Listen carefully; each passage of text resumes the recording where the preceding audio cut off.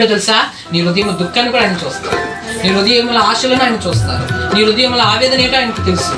నీ దేనికోసం బాధపడుతున్నావో, దేనికోసం నేను నిద్రాహారం మారుతున్నావో, రాత్రి పూట్ల మంచం మీద ఏవి ఆలోచిస్తున్నావో దేవునికి తెలుసు. Praise the lord.